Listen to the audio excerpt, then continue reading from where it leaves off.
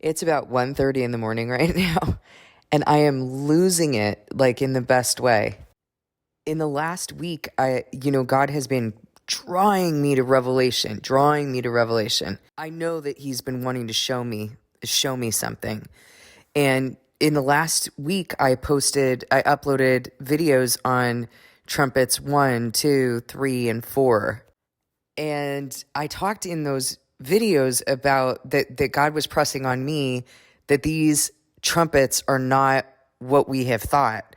Like we look at, the first trumpet, for example, hail and fire mixed with blood, and then a third of the trees are burned up, a third of the grass is burned up, a third of the earth is burned up. Well, I was trying to understand actually Revelation 4. I was looking at something a little bit more deeply because someone had proposed something to me about their understanding, and I was, trying to seek out, okay, what is this actually true? And so I ended up going into Ezekiel and reading about the four creatures and seeing the parallels between Revelation 4 and the creatures who are covered with eyes in the front and back. And they have, in Revelation, you see that there's a lion, an ox, a man, and an eagle. And then in Ezekiel, in the first chapter, you see the same four creatures, but they have four faces. So it kind of seems like in Revelation, what you're seeing is just one side of each of those four faces. Do you get that? Like in Ezekiel, they have four faces on each creature. One side that's a lion, one side that's an ox, one side that's a man, and one side that's an eagle. So these parallels are making you realize that Ezekiel and Revelation are mirroring each other. I have always felt when reading Ezekiel, not so much when I was reading Revelation 4, but in fact, I had not really discerned what those creatures were in Revelation 4, and that's why I was led to look at this more deeply tonight. But I have also always felt in Ezekiel that the four creatures, the way that they're described, that they are the witnesses. They've got the spirit in their wheels. They're not, they don't turn to the left or right. They just follow where the spirit goes. I've always felt that that was the witnesses. So I'm going to study that a little bit more deeply. I still believe that it's the witnesses. But here's what God's showing me tonight. This is crazy because he just had me uploading those videos and talking about, that we are the land and the way in which that first trumpet is described. I know the times that he's talked to me about, and I'm not seeing what I thought I was going to see. So that's why it was that he led me to try to understand, okay, this is meaning something different. So what it states in the first trumpet is that the first angel sounded his trumpet, and there came hail and fire mixed with blood, and it was hurled down to the earth. A third of the earth was burned up, a third of the trees were burned up, and all the green grass was burned up. And of course, he talks about hail. He actually talks about hail with regard to war. He talks about sweeping away our refuge, the lie that we've made our refuge. But this trumpet is mostly emphasizing fire and blood. And so we are described as being the land. And then it goes on to say that a third of the earth was burned up, a third of the trees, and all the green grass. Now let's take a look at Ezekiel, how this is mirroring that language, because it's interpreting it for us. But the amazing thing is that God had already led me to understand that, and I talked about it. I mean, you can't really make that up. I posted the video on it. So the language is being mirrored, but then there's a description of actually what this is. Ezekiel 5. Now, son of man, take a sharp sword and use it as a barber's razor to shave your head and your beard. Then take a set of scales and divide up the hair. When the days of your siege come to an end, burn a third of the hair inside of the city. Now listen, take a third and strike it with the sword all around the city and scatter a third to the wind. For I will pursue them with drawn sword, but take a few hairs and tuck them away in the folds of your garment. Again, take a few of these and throw them into the fire and burn them up. A fire will spread from there to all Israel. Okay, so he's using a metaphor. He's using a parable, which is what God does. Don't lose me, okay? You're going to hear what's going on here, but you have to understand this from God's perspective. He uses parable because though seeing, they do not see. Though hearing, they do not hear. He wants those who are pursuing him, pursuing his heart and his understanding. So he's going to rebuke first, and then he's going to describe, okay? This is what the sovereign Lord says. This is Jerusalem, which I have set in the center of the nations, with countries all around her. Yet in her wickedness, she has rebelled against my laws and decrees more than the nations and countries around her. She has rejected my laws and has not followed my decrees. Therefore, this is what the sovereign Lord says.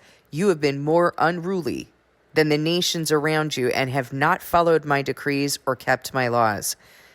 You have not even conformed to the standards of the nations around you. Therefore, this is what the sovereign Lord says. I myself am against you, Jerusalem, and I will inflict punishment on you in the sight of the nations. Because of all your detestable idols, I will do to you what I have never done before and will never do again. Therefore, in your midst, parents will eat their children, and children will eat their parents. I will inflict punishment on you, and will scatter all your survivors to the winds.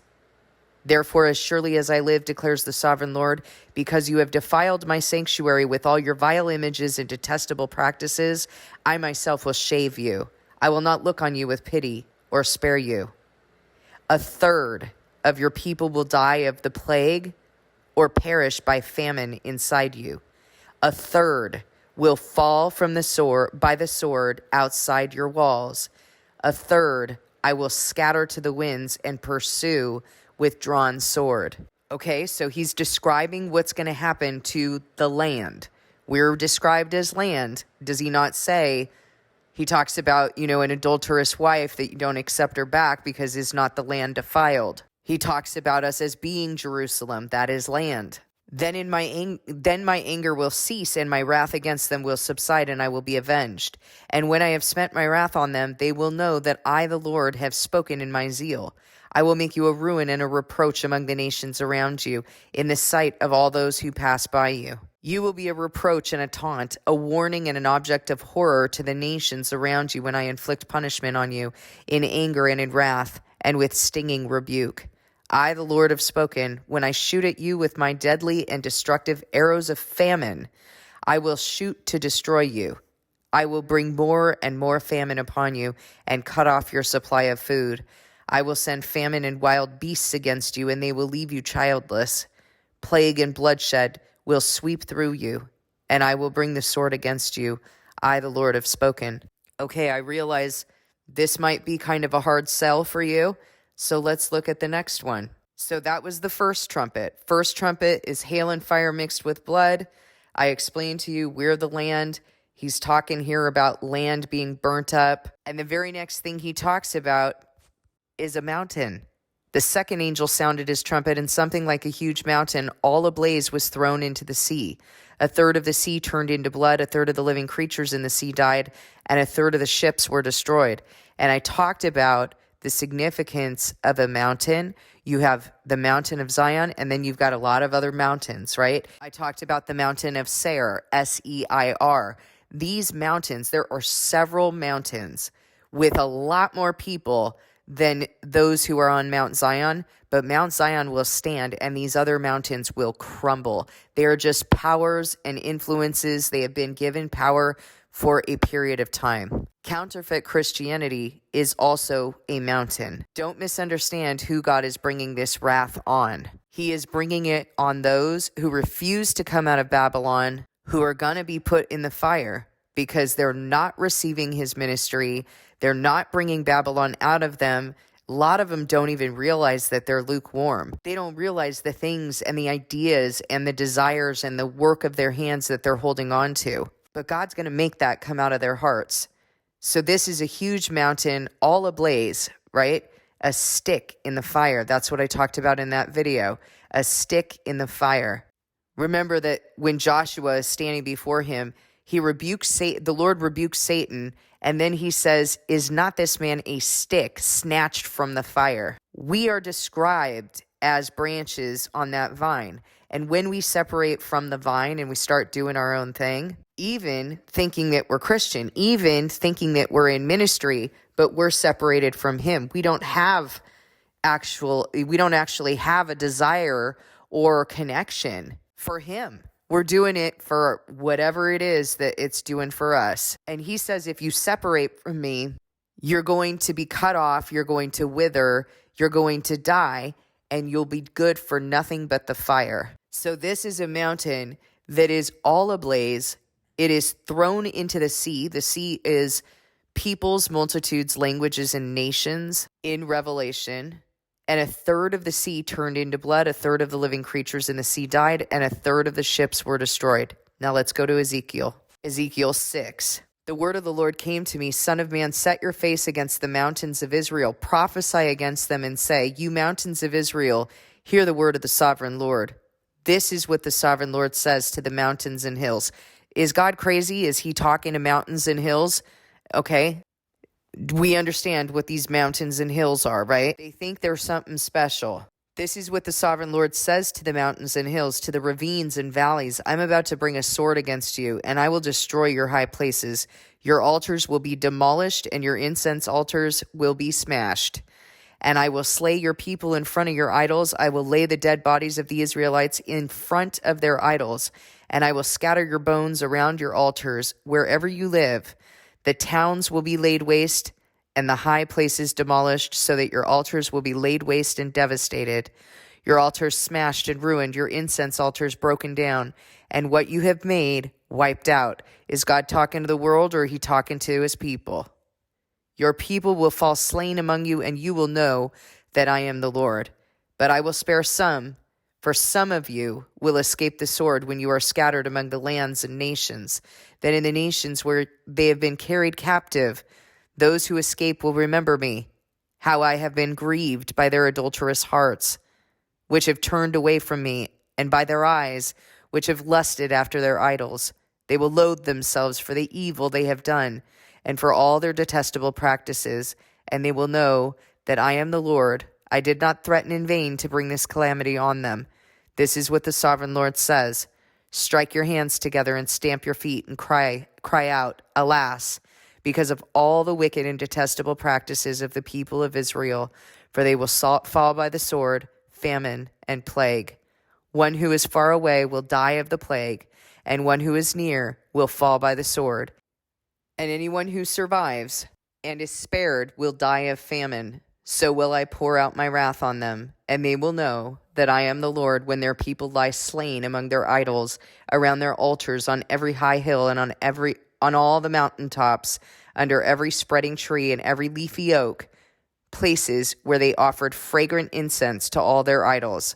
And I will stretch out my hand against them and make the land a desolate waste. From the desert of Diblah, wherever they live, they will know that I am the Lord. Okay, so these trumpets are not what we have thought they were. He is using the same language. He is mirroring the same language of the first and second trumpet.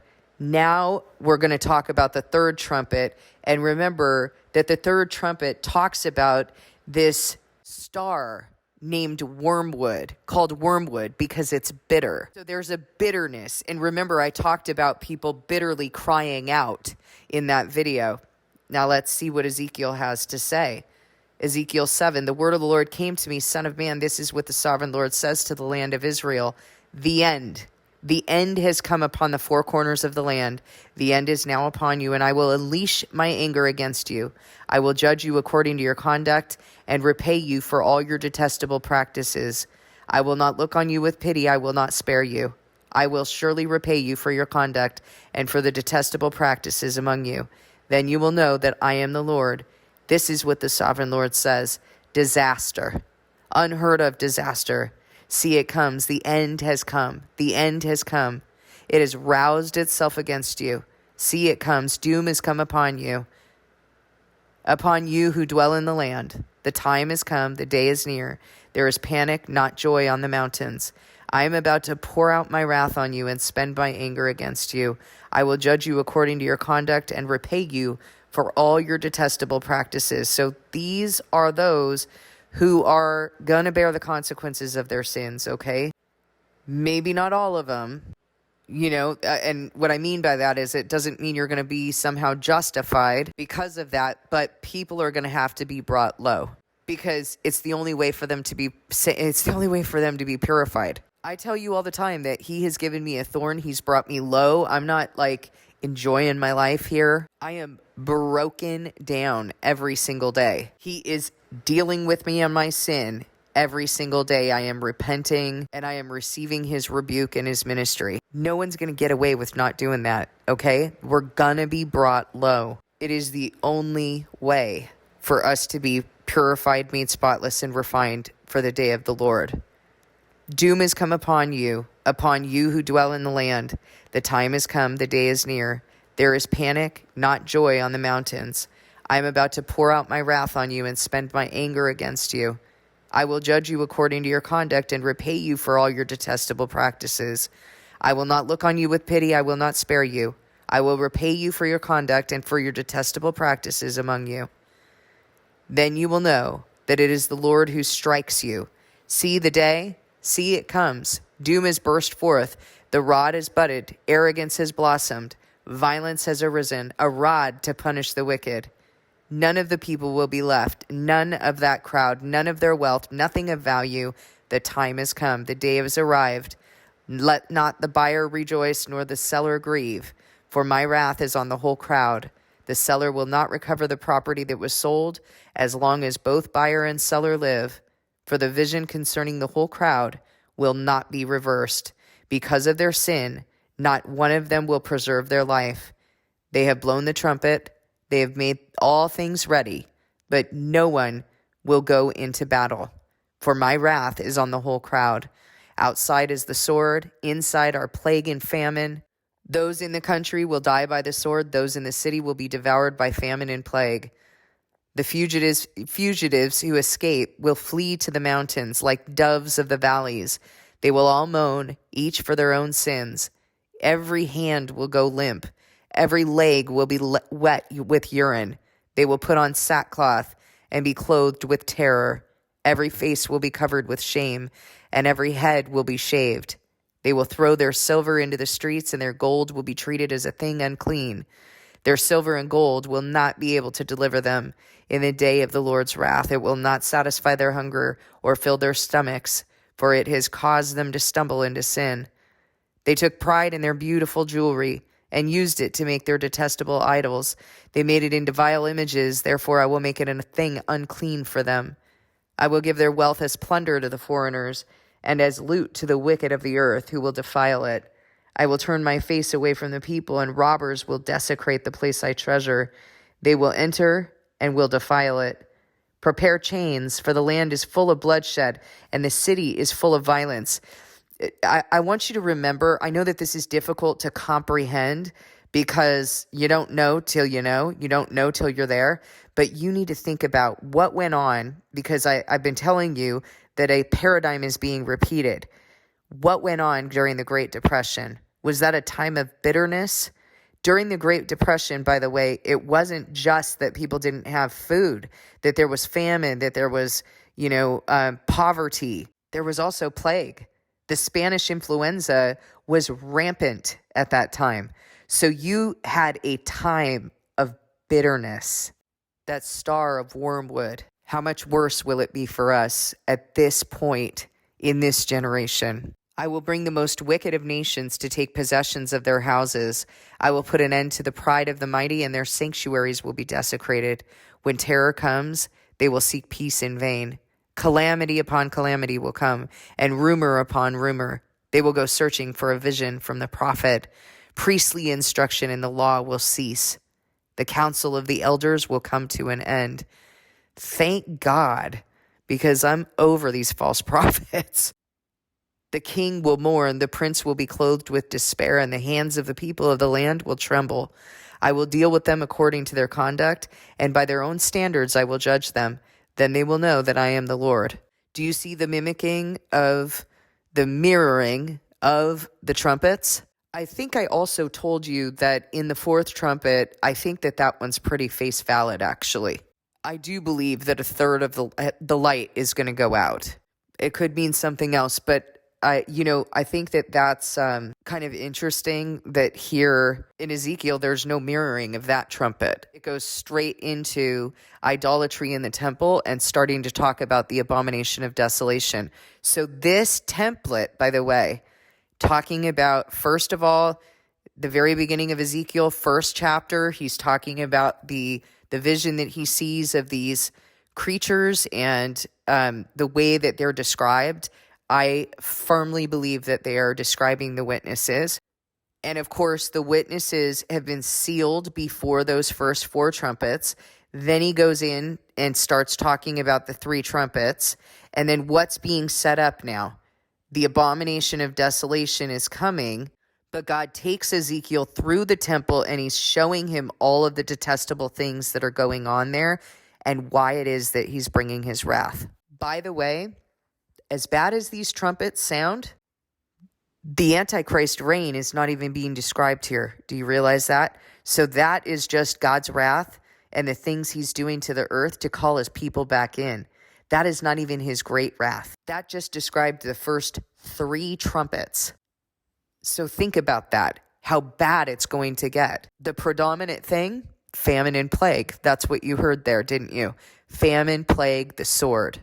And the tearing down of altars and Asherah poles, the tearing down of counterfeit Christianity. But what does that mean? Does it mean that the churches are going to be torn down? No, they're going to power. He's talking about counterfeit Christianity inside of you. He's going to be breaking that down inside his temple. You understand? And it's not going to be gentle. You're going to be aware of your sin. Look around at what's happening in the world right now. Look around at the things that God is sending. His voice is starting to get louder, isn't it? And our hearts are being tested, aren't they? Are we going to trust in the work of our hands, or are we going to return to him? We've seen some pretty bad things happen. We've seen people being brought very low. That the footage that I watched today on that earthquake in Turkey, unbelievable devastation. I mean, it truly looks like a Hollywood movie of the end. Not that I endorse Hollywood movies ever, but that's what it looked like. That was scary. But the thing that I'm also putting myself in their position, because, as I've shared with you, in 2012, our house burned down. And you are put in a position, when something like that happens, you're put in a position to be real small, to be right-sized, really. And, I told you everything that happened. My dad died, he killed himself. A week later, our house burned down. 2 months later, my mother was diagnosed with cancer. I was launching my daughter to college, which is a huge transition and a lot of grief in and of itself. I was graduating, so now I was going to be in the middle of launching my daughter and myself, trying to figure out what I'm doing with my life. Then my mother died 2 years later, and my sister got diagnosed with cancer. So it was a lot of things, one after another, and it was of value. It was of great value for God to bring me into that position. That was also when I began getting very sick. It was a lot of stress. It was a lot on me, but it was very important for so many reasons. But one of the reasons it was important was for me to be able to understand what grief does, why grief is so important to God, why it is that he makes such an ordeal of grief, put on sackcloth and ashes, weep, wail, mourn, lament. Why? Because we're recognizing how much we need him. If we just stuff all that stuff down and we don't pay attention to our grief and we don't process through it, we will never come into understanding how much we need him and how terrifying it is to be separated from him. And so I'm looking at these people in Turkey and I'm thinking, this might be the most important thing that's ever happened in their salvation. Truly, it's the most important thing that happened in my salvation, in my covenant with God, bringing me to the brink of death, having all of that, all of that stuff, sending all of that stuff to me so that I could be brought into position. These things, don't look at them and be angry. Don't be the fool that turns up and curses God. Look at them and understand what God is doing, because we are a stiff-necked people.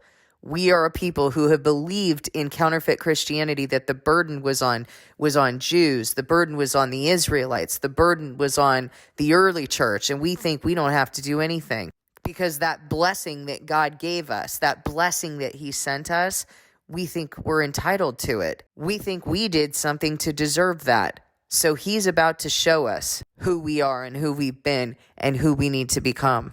This is real. This is happening. And I can't get into all of the prayers that I've prayed to him, all the things I've been asking him to reveal to me, but I will tell you, he is answering my prayers. And this one really blew me away, because I literally just did a whole series on trumpets 1 through 4 and talked with you about what I was seeing, what I was understanding. So this is God. I hope it's helpful to you and helps you to be able to just, be able to cross-reference Ezekiel with Revelation. So amazing. I mean, really, God is just so amazing that all throughout the Bible, you're seeing the Bible testify to itself. Thank you for listening. God bless you. And I'm going to bed. See you in the next video.